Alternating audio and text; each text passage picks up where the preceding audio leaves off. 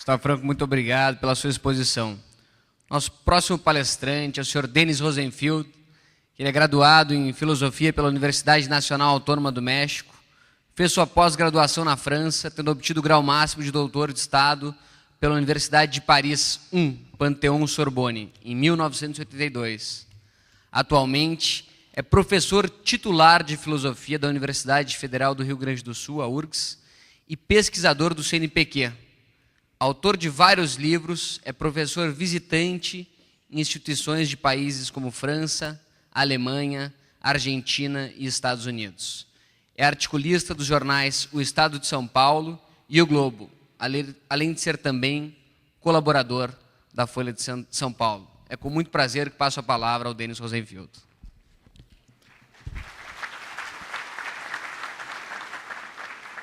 Bom dia, muito obrigado primeiro ao IEE por mais uma vez esse convite e essa oportunidade para que nós tenhamos uma pequena intervenção sobre a questão da crise econômica, o intervencionismo estatal e eu diria sobretudo também a tutela estatal, que vai ser o tema sobre o qual eu vou me delimitar, eu vou me cingir. Agora, antes de mais nada, eu gostaria que nós começássemos com uma questão genérica em relação à crise econômica. O Gustavo Franco já tocou no assunto, apenas vou retomar.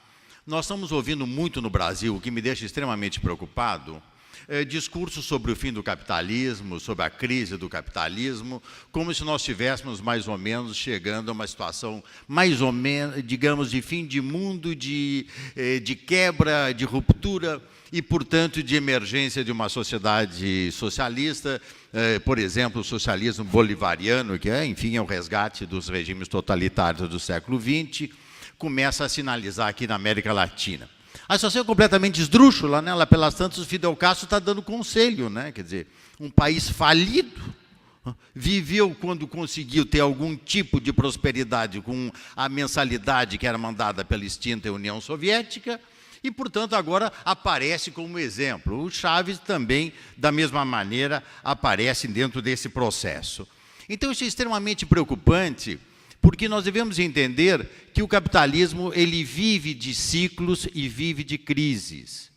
E as crises sempre fazem com que o capitalismo saia revigorado, quer dizer, aquilo que o Schumpeter já chamava a destruição criadora, e, portanto, nós estamos diante de um processo de uma evolução, onde chegaremos certamente a um novo patamar.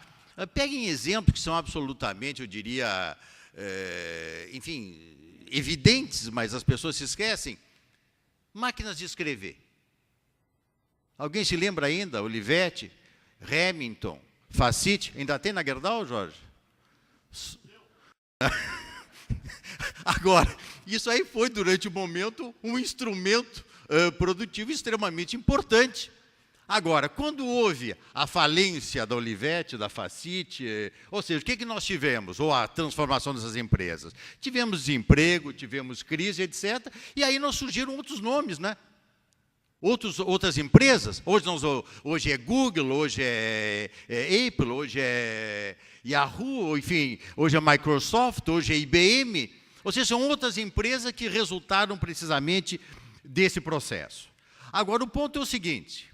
Nós temos uma crise, essa crise é endêmica ao processo, e tanto é endêmica que o próprio Marx, no século XIX, ficou esperando a última crise do capitalismo, que seria a crise definitiva que anunciaria o socialismo.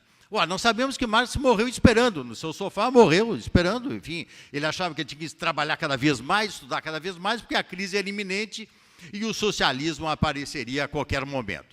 Nada disso aconteceu. Agora, o que é importante é que, no Brasil, nós estamos voltando a escutar esse tipo de discurso.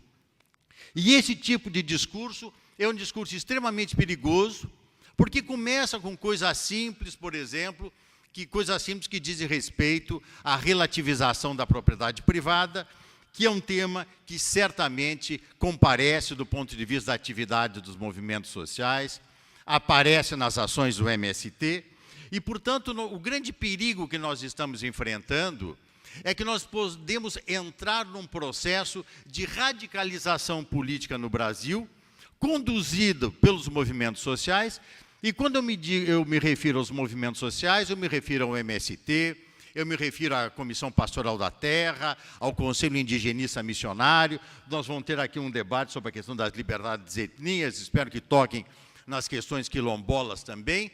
Mas mostra que nós estamos aqui diante de um processo que é um processo de relativização da propriedade privada, que foi extremamente agudizado, radicalizado nesse governo e que tende a prosseguir.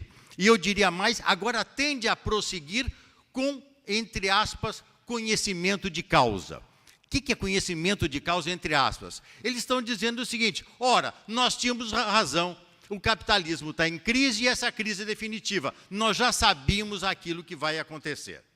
Então, eu acho que quando esse tipo de opinião toma conta do imaginário de uma sociedade, esse tipo de ideia toma conta da representação que uma sociedade se faz de si mesmo, é porque nós entramos num momento extremamente complicado, um momento extremamente delicado, que exige, por exemplo, uma preocupação muito grande com a preservação da democracia. Agora, eu gostaria aqui de aproveitar a oportunidade e fazer um elogio público ao Ministério Público Estadual Gaúcho. Nós temos aqui a presença de um promotor, Luiz Felipe Weisheimer. Eu até pediria para vocês um aplauso ao Ministério Público e a eles, que foram, numa operação absolutamente pioneira no Brasil, aqueles que erradicaram as escolas do MST, as escolas ambulantes, que são centros de formação ideológica e são centros de formação revolucionária. Foram eles que, por exemplo, fizeram ações, inclusive liberando, por assim dizer, a Fazenda Coqueiros, do Dr. Félix Guerra, que estava praticamente cercada pelo MST. Vejam bem, nenhum Ministério Público no Brasil tomou esse tipo de iniciativa. E eu fico realmente preocupado, não apenas pelo Ministério Público em outros lados do Brasil, mas também pelas entidades empresariais que, no meu entender, não tomaram uma posição firme de apoio como deveriam tê-lo feito. Eu já disse isso publicamente, já disse isso privadamente, e eu acho que isso aí é uma questão da maior relevância, onde o Rio Grande do Sul adotou uma posição pioneira e, infelizmente, essa posição pioneira, no meu entender, não teve o apoio que deveria ter tido. Agora, nós estamos diante de uma situação ainda onde o Estado começa a comparecer precisamente como aquele que se sente fortalecido. Eu tomei um café da manhã ontem em São Paulo com o ex-ministro Palocci e fizeram uma pergunta para ele parecia um liberal respondendo, perguntando para ele o que ele achava da crise do capitalismo atual. Ele disse: as regras de mercado não foram seguidas. Ou seja, não foi fato de que nós precisamos mais Estado. Não, precisamos que as regras do capitalismo sejam seguidas. Agora, no Brasil, nós estamos observando um processo diferente. E esse processo diferente está se traduzindo pelo quê? Está se traduzindo por um discurso baseado na ideia de que o Estado deve se fortalecer.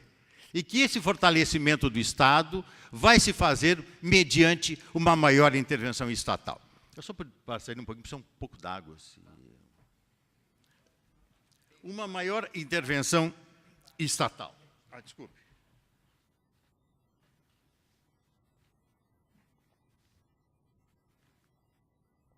Ora, de onde surge essa ideia?